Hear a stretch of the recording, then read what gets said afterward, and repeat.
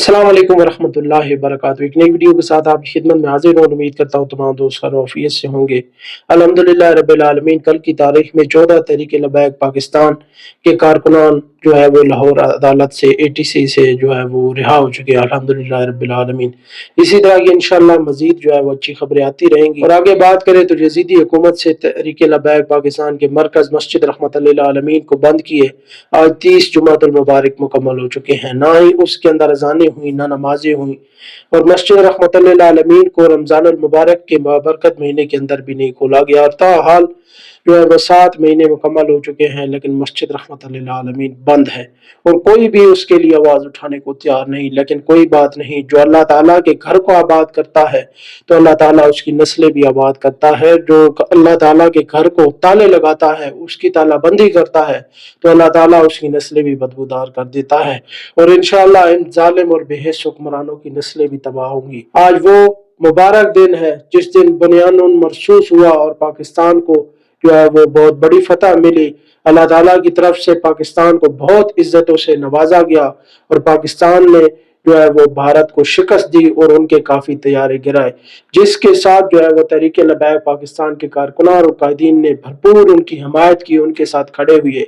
लेकिन अफसोस की बात है कि आज तहरीक लबैक पाकिस्तान को मुकम्मल तौर पर साइड लाइन किया गया। उनके कारकुनान को अस्करी हुकूमत की जानिब से सीधी गोलियां मारी गई, हैंड ग्रेनेड मारे गए और तारीख का बदतरीन जुल्म ये हुआ कि उनकी लाशें तक गायब कर दी गई और आज दिन तक उनकी लाशों का पता नहीं कि वो कहाँ पर मौजूद है। और जबरी तौर पर साहबजादा हाफिज साद हुसैन रिजवी, हाफिज अनस हुसैन रिजवी और दीगर कायदीन और कारकुनान ताहाल गुमशुदा हैं। उनके हवाले से कारकुनान को कोई अपडेट नहीं दी जा रही कि वो कहाँ पर मौजूद हैं। और पाकिस्तान के कानून के मुताबिक आर्टिकल 10 के मुताबिक कोई भी जो है वो शख्स जो है वो इतनी देर तक उसको गुमशुदा नहीं किया जा सकता। लेकिन रियासत बेहोश हो चुकी है, लाकानूनियत की इंतहा है और पाकिस्तान के अंदर कोई आईन कानून की कोई भी जो है वो वक़्त नहीं है। अभी तक हमारे कायदीन ताहाल गायब हैं, कारकुनान का कुछ पता नहीं। जो घरों से निकले तो गजा और फलस्तीन के साथ इज़हार यकजहती करने निकले थे, लेकिन ताहाल वो गुमशुदा है, उनका कुछ पता नहीं।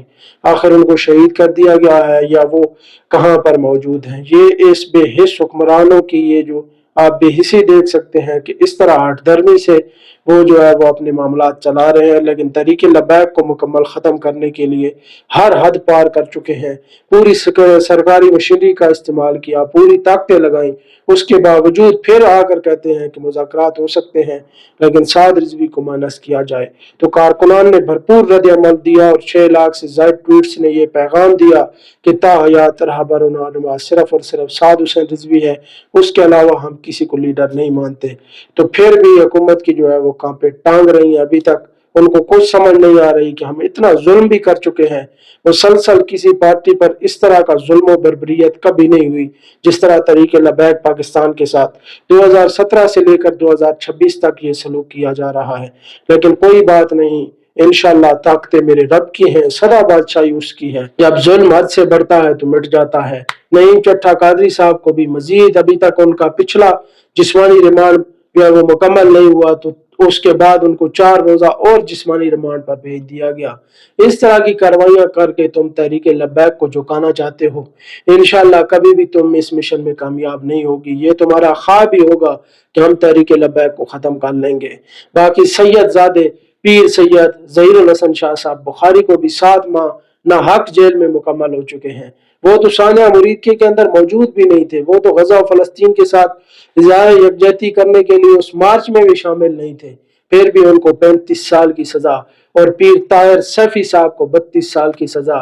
ये बात साबित करती है कि इधर अस्करी हुकूमत का कानून है, इधर लाकानूनियत की इंतहा है और इधर किसी भी जो है वो मिशन को दबाने के लिए, किसी भी नजरिए को, पार्टी को दबाने के लिए हर हद तक इनके पास जो है वो कोशिशें करते हैं, सरकारी मशीनरी इस्तेमाल करते हैं। लेकिन जितना चाहो सितम कर लो, इंशाअल्लाह ये तहरीक लबैक अल्लाह रसूल के फजल करम से खड़ी है और कोई भी मुनाफिकीन, कादियानी लाबी और इसराइल नवाज हुकूमतें इसको खत्म नहीं कर सकती। अल्लाह रसूल के फजल करम से ये खड़ी है और इन्होंने कभी भी अपना नारा नहीं लगने दिया, बल्कि इन्होंने तो कहा उन्हें जाना, उन्हें माना, न रखा गैर से काम।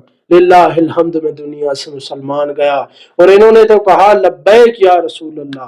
اور انہوں نے تو کہا تاجدار ختم نبوت زندہ باد، اور انہوں نے تو کہا من سب نبیًا فاقتلوہ، انہوں نے کوئی اپنا ذاتی نعرہ نہیں لگایا، اس لیے میرا وجدان یہ کہتا ہے اور میں بھرپور یقین کے ساتھ اللہ کی ذات پر بھروسہ کر کے یہ کہہ رہا ہوں کہ تحریک لبیک پاکستان انشاءاللہ قائم دائم رہے گی، دنیا کی کوئی طاقت اس کو ختم نہیں کر سکتی، اور انشاءاللہ رسول اللہ صلی اللہ علیہ وسلم کا دین بھی انشاءاللہ ضرور تخت پر آئے گا۔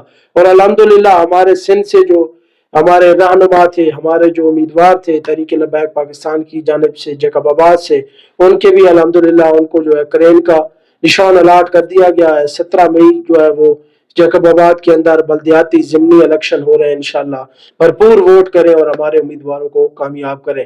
جس طرح کہ آپ نے ظلم و بربریت کے بعد بھی جو ہے وہ کراچی کے اندر اورنگی ٹاؤن کے اندر ہمارے امیدوار کو کامیاب کیا اور یہ ثبوت دیا کہ ظلم و بربریت سے کسی بھی نظریے کو ختم نہیں کیا جا سکتا، بلکہ نظریہ اور طاقت کے ساتھ ابھر کر آتا ہے۔ اور دعا کرتے ہیں کہ اللہ تعالیٰ ان بے حس حکمرانوں کو مسجد رحمت للعالمین کھولنے کی ہدایت عطا فرمائے، ہمارے کارکنان اور قائدین کو آزادی عطا فرمائے، اور ہماری تحریک کو دوبارہ قائم دائم منظم فرمائے۔ تاجدار ختم نبوت زندہ باد زندہ باد زندہ باد۔